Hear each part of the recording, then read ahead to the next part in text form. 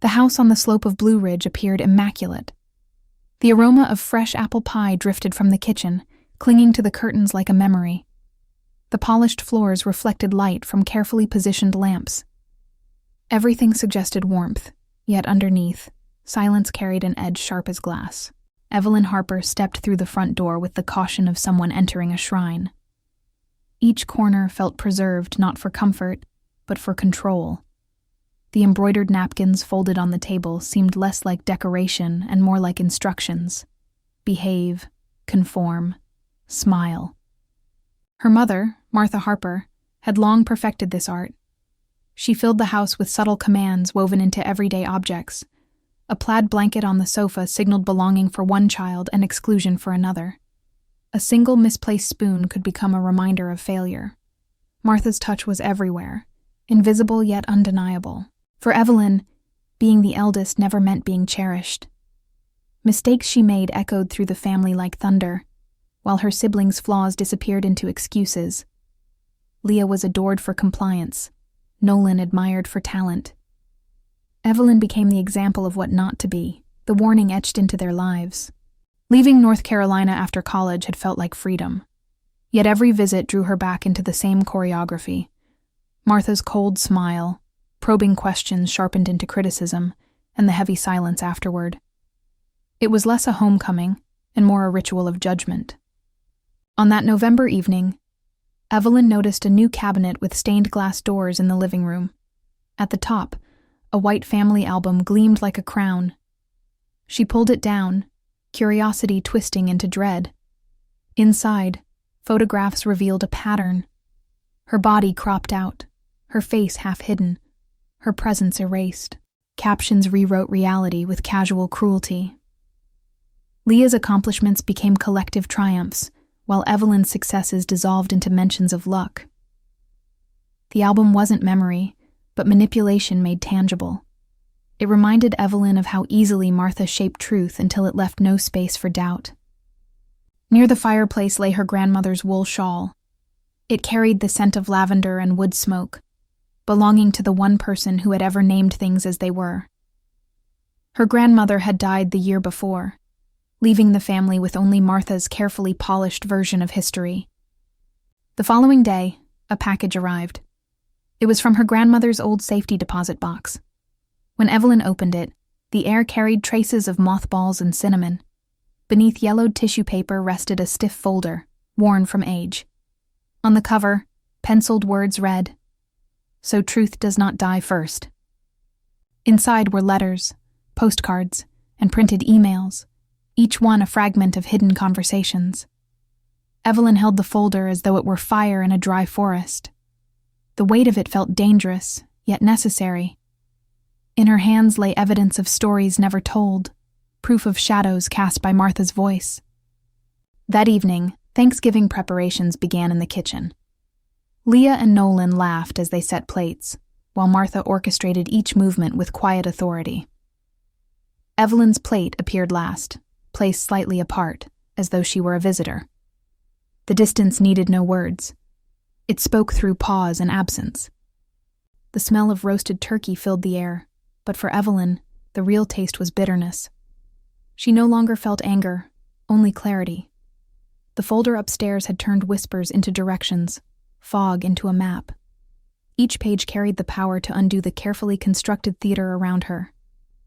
The house hummed with the illusion of unity, but Evelyn now recognized every fracture. Martha's method was simple. Elevate one child, belittle another, then watch resentment grow. It was favoritism disguised as love, and silence disguised as peace. Evelyn realized how long she had lived as both scapegoat and outsider. Her grandmother's warning line repeated in her mind like a refrain. Truth had been silenced, but not lost. The folder was not just inheritance, it was an invitation. To speak, to confront, to refuse the erasure Martha had practiced for decades. Standing by the window, Evelyn gazed out at the darkened hills. The apple pie scent still clung to the air, masking the unease lodged in every corner. This house had raised her on fear disguised as tradition, and now it would witness the unraveling of those illusions. The night settled, cold and crisp.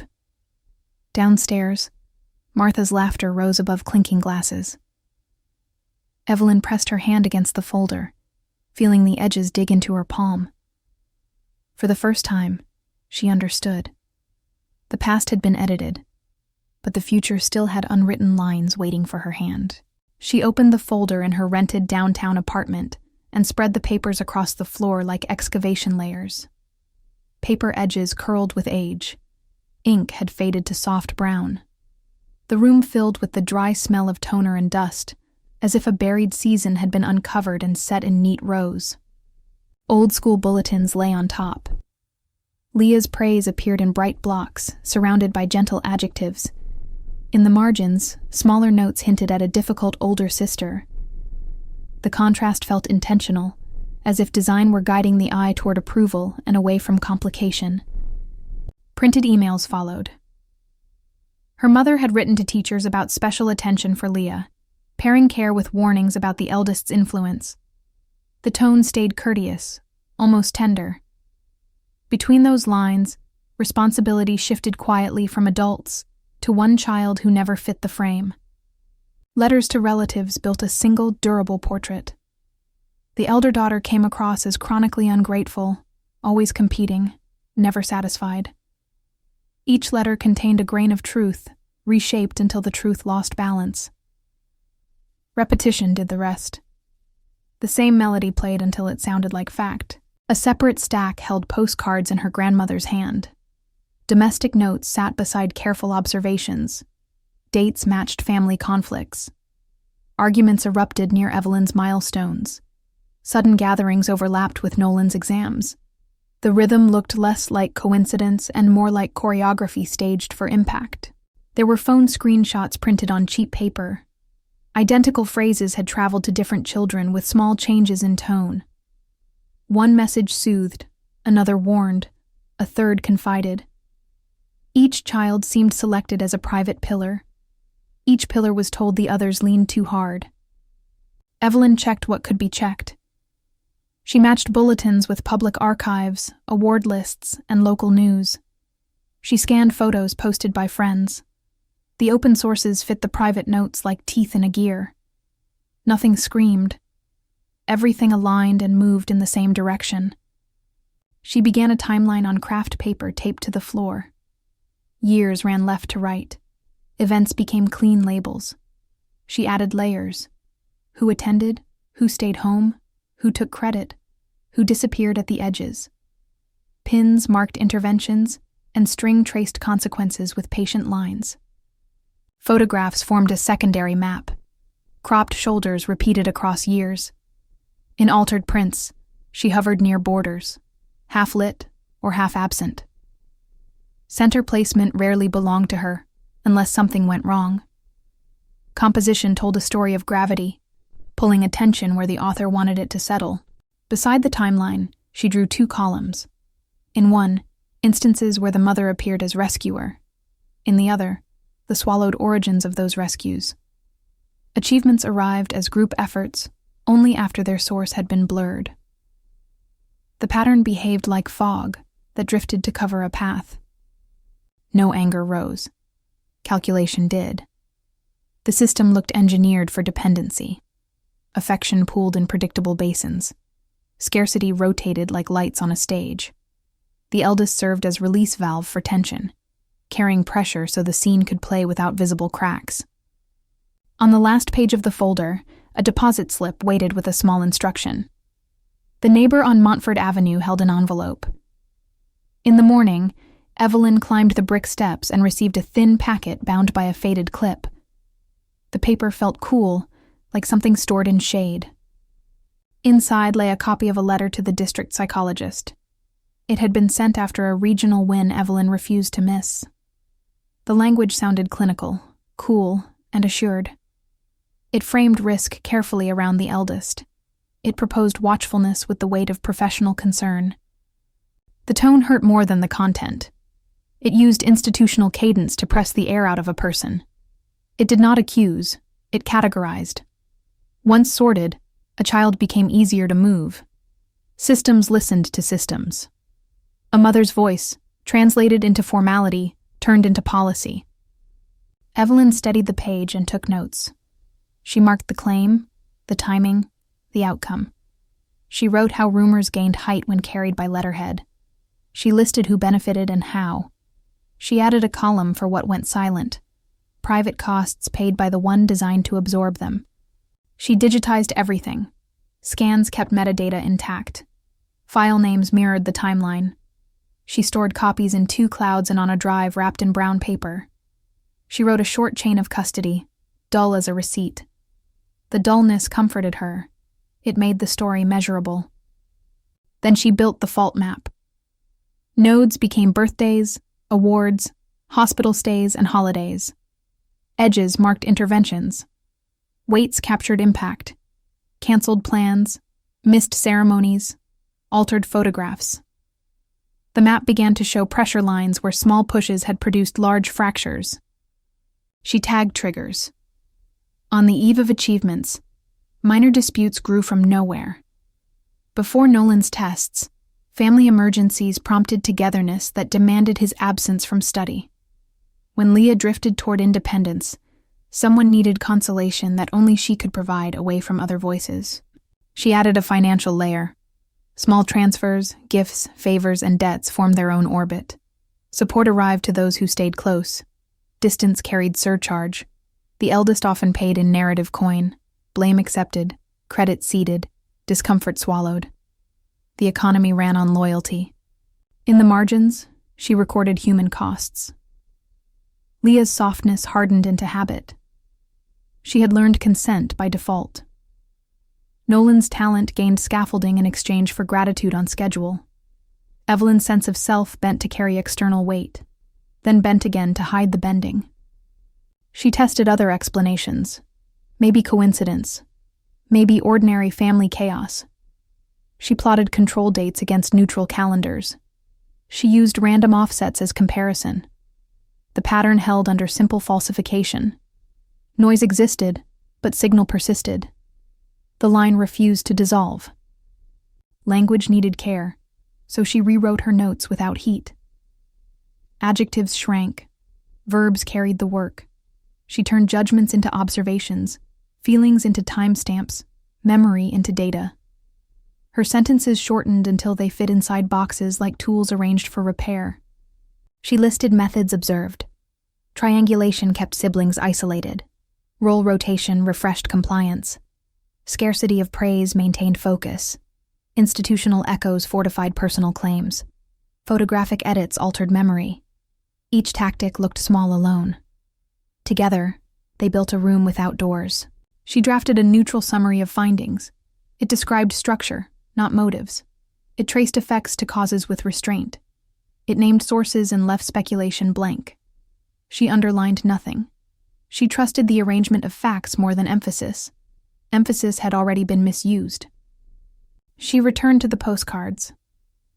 Her grandmother had noticed without knowing the machinery. She, too, had mapped small certainties. Naming the pattern felt like placing a level on a crooked shelf. The bubble settled at center. The shelf had tilted for years. The room had insisted it was straight. On the wall above the timeline, she pinned a final sheet. It held 3 sentences of purpose: restore accuracy, end triangulation, protect each person's narrative from revision. The words looked plain. Plainness served clarity. Clarity, in turn, served repair. She stood back and studied the floor, the wall, the strings, the pins. The apartment felt like a lab where a slow storm had been made visible. Paper did not raise its voice. It simply aligned. In that alignment, the house that smelled like apples revealed its hidden architecture of fear. The road to Leah and Nolan did not run through persuasion. It ran through safety. Evelyn knew words would be twisted if they came as accusations, so she began with fragments.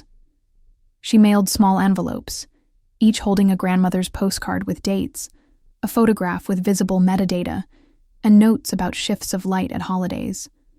No judgment appeared in the documents, only evidence and a suggestion to store them separately. She designed the first step as a ritual. 3 siblings, 1 board, 1 week without outside voices. She rented a co-working space with glass walls, where lies felt awkward under transparency. She stocked the room with paper, markers, and folders identical in content. Each folder contained instructions. Speak of events, not opinions. Confirm overlaps. Name sources clearly. As preparation continued, their mother moved swiftly, reaching Leah with messages hinting at old jealousies and warning Nolan of dangerous ambitions. Evelyn had anticipated this move. Within her material, she had included their grandmother's notes about such campaigns of doubt. When Leah recognized the pattern repeating, the ground shifted beneath her, a tremor that made the possibility of another truth less impossible. During the week, Evelyn added layers. She searched county records and found petitions their mother had filed under the name of family interests, where her own name appeared as a stumbling block. In the city archive, she uncovered an interview where their mother spoke of the eldest daughter's difficult path as a lesson in parenting. The narrative looked rehearsed, calculated to reinforce her authority. She uncovered photographs in the school fund records. One image showed Leah in a volunteer cloak holding an award. The official paperwork, however, listed Evelyn as project curator and rightful recipient. This single photograph became a bridge. Leah began to see how her compliance had been used as a tool, her kindness absorbed into someone else's architecture of control. Nolan resisted longer. Memory of maternal pride worked like armor around him. The careful attention and generous praise he received formed the pillars of his loyalty. But Evelyn compiled a table of receipts, gifts, and quiet requests for support, each lined against achievements and critical moments. The arithmetic was stark. Talent nurtured as currency, affection delivered as wage for loyalty. For the first time, doubt crossed his certainty. By Friday, the pattern was too coherent to ignore. Leah admitted she wanted to sit at the table, not as a rival, but as a witness. Nolan agreed reluctantly, pressing his palms flat against the weight of new numbers, unwilling yet unable to dismiss them.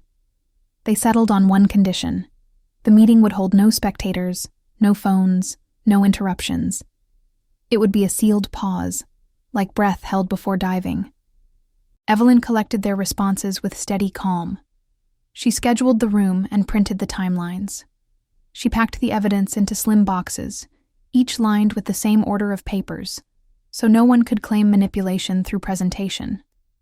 She placed sticky notes at the top of each stack, with reminders to listen rather than defend. The night before, she walked the co-working hall in silence. The glass reflected rows of empty chairs. She imagined 3 of them filled, and the 4th, her mother's shadow pressing against the glass from outside, unable to enter. The thought steadied her. She was no longer alone. The fractures now mapped could be shown, traced, and finally seen. The gathering was not yet reconciliation. It was not forgiveness, nor even trust. It was an opening, a door creaking on old hinges, letting in air after years of careful suffocation. Evelyn understood this clearly. What she was building was not an army, not revenge, but a team of truth. A fragile team, stitched from doubt and memory, but a team nonetheless. She closed the last folder and slid it into her bag. Tomorrow, for the first time, they would look at the same board and see the same lines. And once seen, those lines could never again be erased. The co-working room greeted them with clarity. Glass walls let in pale winter light. Against one side stretched the timeline, a colored ribbon of years marked with small squares. Childhood, school, graduation, hospital visits, relocations, jobs, and birthdays stood in sequence, each point connected to another with bright markers. In the corner, one card bore their grandmother's handwriting. So truth would not die first. Evelyn began with order, not grievance. She pointed to the early years, where photographs and school bulletins aligned. Evidence carried the weight, not voices. They moved slowly, marking confirmations where dates matched. When Leah recalled a night of conflict, a letter sat beside it, written to an aunt, describing instability in Evelyn. The alignment was undeniable, document reinforcing memory. At the hospital section, papers detailed visitation schedules. Each list bore their mother's signature, arranged with precision so the siblings rarely overlapped. The chart showed deliberate separation, not chance. Evelyn marked it with a neutral pen stroke, adding no comment. The visual spoke without embellishment. On Nolan's birthday panel, a photograph hung altered. The original image showed Evelyn at his side. The printed version cut her away. A small sticker marked the difference. No explanation was needed.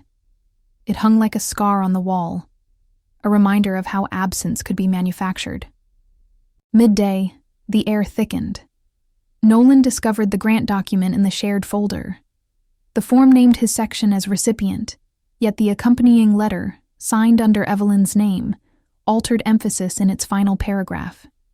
It shifted merit subtly, granting advantage to him while casting her as helper. The discovery pressed silence into the room. The page acted as proof, not suggestion. It demonstrated how Evelyn had been turned into a shield for his advancement while he became bound to their mother's favor. His loyalty had been built on scaffolding constructed of her shadow. Leah lowered her head and broke the silence. She admitted that comfort from their mother always began with cautions about keeping space from Evelyn. The memory landed with weight. Evelyn recorded it on the shared sheet, without judgment, in the same clean lines she had used all day. As hours passed, the wall filled.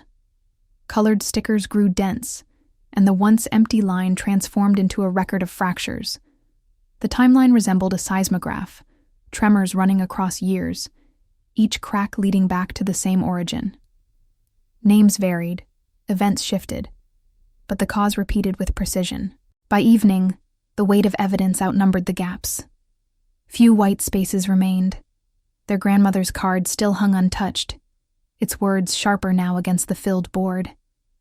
It reminded them that facts, not emotion, had guided the day. Emotion hovered, but method held it in check. Evelyn guided them toward the last step. She suggested a collective letter to their mother. It would contain no accusations, only facts they had verified together. It would request a meeting at their grandmother's house on Sunday to discuss new family rules. The proposal carried stillness, not vengeance. They agreed. One by one, they signed their names. The letter went from draft to final, printed and folded into an envelope. They chose to send it from a new address, untied to old threads of manipulation. It left the co-working room with their combined weight behind it.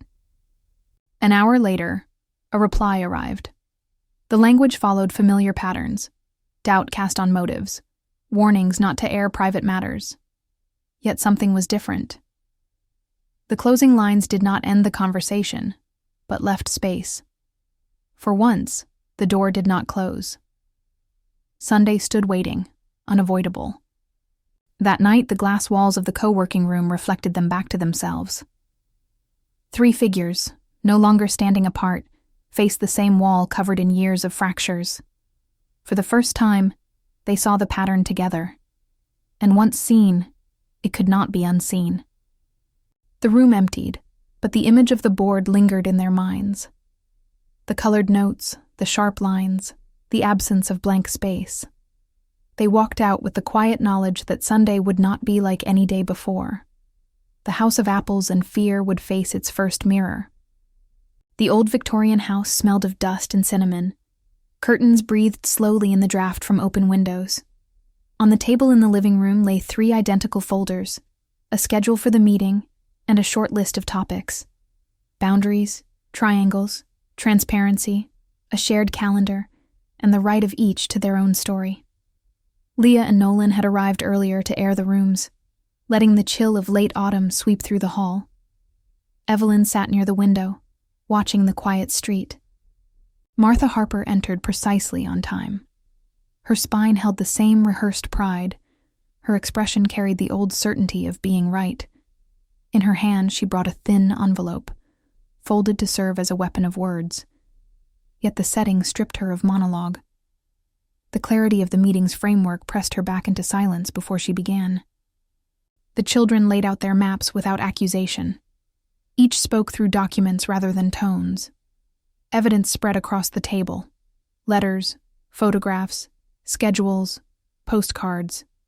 Every contribution was personal, limited to what one had lived, what one had seen, what one could prove. Each statement matched dates, matched signatures, matched handwriting. The past resisted. Familiar phrases once used to dissolve objections stumbled against metadata. Sentences designed to shift blame collapsed against dates stamped into margins. The indifference she attempted to display cracked in the face of their grandmother's cards, written in a hand no one could counterfeit. Facts moved forward like stones pressed into mortar. Leah unfolded years of quiet compliance. She showed how she had traded her own will for the safety of being the agreeable one. Her voice remained level, her pages clear. Nolan traced the way approval had been rationed like food, binding him to the giver and confusing dependency for love. Evelyn followed the threads, drawing a line from scattered incidents to a pattern spanning decades. When the air grew tight, Martha tried to change her costume. She attempted the role of martyr, speaking with the weight of sacrifice. But the room held no audience for such transformation. No one rushed to comfort. No one offered forgiveness without condition. Silence met her performance, steady and immovable. On the table, a new sheet appeared, the family charter. It listed rules plain and unornamented. No secret requests, no stories told about one in the absence of another. A shared chat reserved for events only. Assistance distributed by schedule, not by loyalty. The document lay between them, waiting like a threshold. The charter required 4 signatures. 3 pens moved without hesitation. The 4th pen remained still. Martha declared the rules cruel, accused them of being unloving. Her words found no anchor. The children remained calm, their gazes steady. They offered an alternative. Pause in contact until therapy began, and acknowledgement was spoken aloud. The house grew quiet. But the silence had changed. It no longer pressed with fear. It carried finality. The air itself shifted, lighter and firmer at once. Martha closed her envelope without opening it, snapped it shut as if sealing her refusal. Then she turned and left, footsteps fading into the hum of the street. Inside, the room altered. Between the empty chair and their grandmother's shawl, 3 remained. They spoke without words, glances carrying a weight of recognition. For the first time, they sat not as rivals or pawns, but as witnesses to each other's truths. The absence of their mother's command revealed a presence they had never known, their own. The house without its mistress no longer felt haunted. It stood still, neutral, waiting. Dust shimmered in the low sunlight. Cinnamon lingered faintly, and in that space, the siblings found the strength to begin again, not with reconciliation complete, but with honesty unbroken. It was enough. 3 months had passed. The grandmother's house smelled of apples again, but this time the pie had been placed in the oven by 3 pairs of hands. Sunday dinners became ritual, not as duty, but as choice. In the shared chat, there were no judgments, only facts. Dates, plans, requests for help, and gratitude for support. Leah had found a therapist. She practiced the word no, a sound that once felt forbidden. She began to place her voice where silence had always lived. Boundaries, fragile at first, grew into steady lines. Each refusal no longer carried guilt, but dignity. Nolan reshaped his goals. He removed the scaffolding of maternal approval and wrote them in his own hand. What once seemed like borrowed achievements now became genuine pursuits. His plans carried no weight of pleasing anyone but himself, and for the first time, ambition felt like freedom. Evelyn returned to herself with a new understanding. Family, she realized, was not an icon on the wall, but an agreement that could be rewritten. It was not about statues of memory, but contracts of presence. She found relief in that truth, a relief sharper than nostalgia. Martha tried to return by familiar roads. Long letters arrived, painting sacrifice in fresh colors. She wrote of beginning anew without naming the old. She reached out to each child separately, weaving threads of intimacy. But the net no longer held. The new system held firm. Responses came short and even, repeating the same condition. Therapy and the charter first. No alternative routes. Refusal meant pause. This pause, unlike those before, did not bleed. It stood as a border, firm but not cruel, final but not vengeful. Spring carried change into the house. Together, they carried out boxes of past weight, clothes kept only from duty, letters without return addresses, objects heavy with shame. Each removal lightened the rooms, and silence shifted from oppressive to open. On the cleared shelf they placed 3 frames. The first showed a map of Blue Ridge. The second, a photograph where the 3 stood together in the center, no one cut away. The third held the first page of their charter. Alongside them rested their grandmother's card, yellowed yet stubborn. When Nolan presented his project at the local technology center, Martha appeared. She stood at the back, expecting a space to open beneath her shadow. No one pushed her away. No one invited her closer.